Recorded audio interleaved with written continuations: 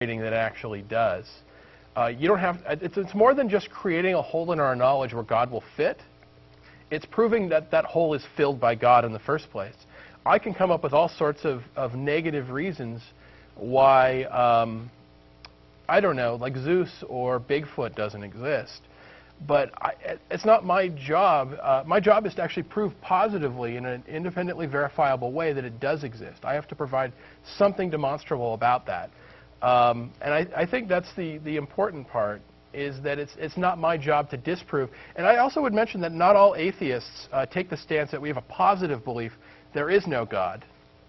Atheism as a general definition just means the lack of belief in a God. It just means not theist. And you're going to get different takes on that. But again, I want to say thank you for your call, and we will hope that you watch us again in the future. Have a good day. Appreciate your effort. All right, thank you.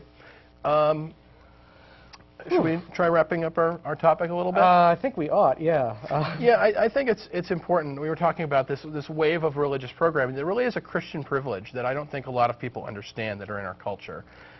There's a tidal wave of religious programming, whether it's just Christianity alone. Let's just look at Christianity for the United States, since that's the dominant religion. There's a Trinity Broadcasting Network with 24 hours of Pat Robertson and people like him.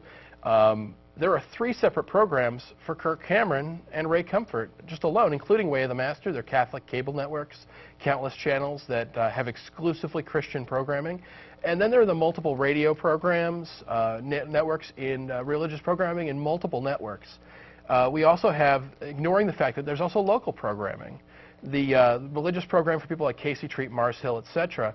And in an environment like that, people like Dawkins and Hitchens and stuff like that can only make a dent. They may write a book once every other year, but the books that counter them, even those books specifically, I can think of like 3 separate books written specifically counter just Richard Dawkins' A God Delusion. So, and you look in any Christian bookstore, the Christian section of the religious section is by far the largest one there, encompassing more books than the rest of the religious books combined. Now, I do want to make a point here that one of the, like, what this show is about, why we personally have the show, is that it's not really, we're not evangelizing or trying to evangelize. We don't necessarily want to make you an atheist, and I'm not exactly certain that we're even capable of doing that. It isn't our goal, certainly. But what the show is about is to show you real, to atheists in your community, like us, and that we're friendly, we're human, we breathe the same air, eat the same food, and just to show you, to give you an idea of what our ideas are. Yeah. And there's other things that go into that, just the basic outreach, because there are a lot of atheists out there who don't know. They think they're alone. They think they're alone. I thought I was alone for a very long time. And if you if you think you're alone and you'd like to come out and meet us, right after the show, 4:30. At 4:30, we will be at the Ram at what is the name of that Northgate Mall. Northgate Mall. I was going to say Westgate. That was wrong. Northgate Mall. And please stop by, have a drink, have a meal. Love to talk to you. As you know, come by, come friendly. Definitely, yeah. You shouldn't come if your goal is to scream at us or hit us. But I guess when I was talking about just the glut of religious programming, I'm trying to create a context for where we are in this.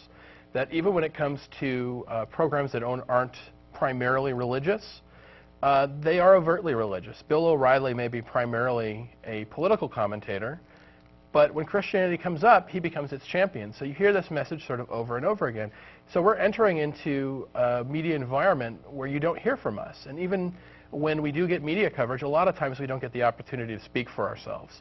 Like I know when Richard Dawkins' book first came out, there was a segment on CNN where they spoke with a roundtable of people, all of whom were religious, about atheism. That was like a week after the face-off thing. It was really part of it. Is first that, and I see us, and I'm like, anger. And then I see CNN's take on it, and they're, well, you know, here, let's talk about atheism with no atheists. And they're like, oh, they set fire to things, and they have no morality. And, yeah, you had 2 fundamentalists. One was Christian, one was Jewish, and then there was a sort of vaguely moderate Christian on the other side who ended up having to simply say, no, these people shouldn't show up. They have the right to simply talk. Or the other ones were talking about, oh, someone should shut them up. Yeah. And we weren't even allowed to represent ourselves in there and our ideas, where even the moderate was saying, oh, yeah, well, obviously they're wrong, but they have the right to talk. And that was the representation they got. I guess there was enough of a fallout from that they actually did invite Richard Dawkins on to at least speak in his own defense the next week. But that's sort of where we are, is that you don't have to say anything offensive to offend people with atheism. If you look, for instance, at the billboards, the really controversial bus ads in the UK simply said, there's probably no God, so just relax and enjoy your life.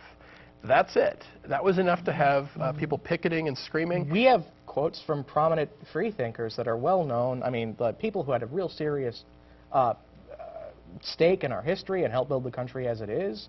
And we didn't have any other message attached to it. And I answer some of the voicemails that Seattle Atheist gets. And the response we got, while overwhelmingly positive, some of the things we got were really negative. And really vitriolic. Extremely vitriolic. And we're in a really secular part of the country, and that's sort of where we're at. So a big part of this is we want to join the conversation. This is about us saying beliefs matter, the consequences of beliefs is real, and we want to join that conversation. So that's what we're asking to do on this show. That may be all the time we have to really talk about this. We have a lot more stuff we'd really like to talk about, but really we want to be part of this conversation. We want to talk from our perspective, and we want to be represented. And in the future, we welcome you to come call us up, leave us emails, and help us carry forward this conversation. Yeah, if you agree or disagree, I'd highly recommend go to our website, askanatheist.tv, and we welcome your calls, we welcome your emails, and we definitely want to thank you for that. So, just a quick update about the website. We said last week that a podcast was coming, and that is definitely coming. It's my job. If you're waiting for it, blame me. And yes, blame Sam. Yeah, me. And but it's definitely coming. You'll check iTunes, check the website. It'll be available shortly. Absolutely. I think that may be all the time that we have for our show. We want to thank our callers, and we'd like to thank all of our viewers. We want to thank the people who are distributing us on YouTube and other websites. Absolutely. And we want to thank you for your time today. We hope you'll watch us tomorrow, or not tomorrow, but not next Sunday. Because of the 4th of July picnic, we're going to be playing a rerun next week. We will be back on the 11th. So again, we're going to be at 4:30. We're going to be at the Ram at Northgate. You feel free to join us. Thank you for your time. We here at Ask an Atheist say thank you for your viewership, and we will see you in 2 weeks. Have fun.